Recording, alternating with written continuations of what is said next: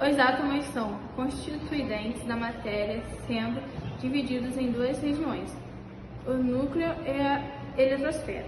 O núcleo atômico tem caráter positivo, pois é composto de prótons e nêutrons, além de ser extremamente denso.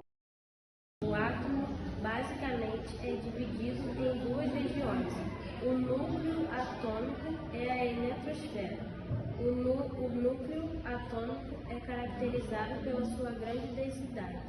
Concentra quase a totalidade da massa atômica em um pequeno volume.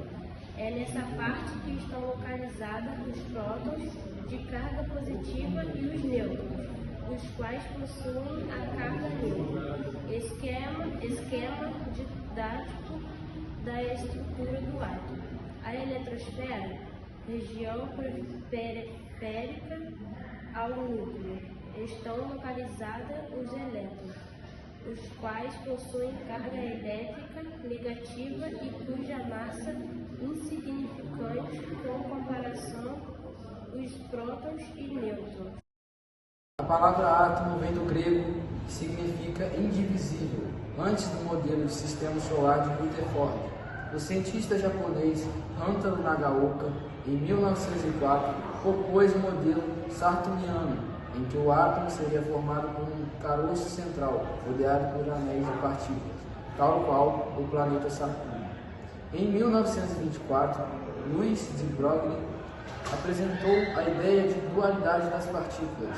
Os elétrons, assim, têm comportamento dual, apresentam comportamento de partículas de onda, sendo caracterizados como partículas onda. Os prótons, apesar de positivos, são mantidos no núcleo por forças atrativas, mais intensas que as forças de repulsão. Tais forças são tão intensas que são conhecidas como força forte. Uma das partículas subatômicas, o mesón pion, teve grande contribuição de um cientista brasileiro para sua descoberta, o físico permanente César Letts. Seu trabalho foi essencial para o desenvolvimento da área da física de partículas, exercício resolvido sobre átomos.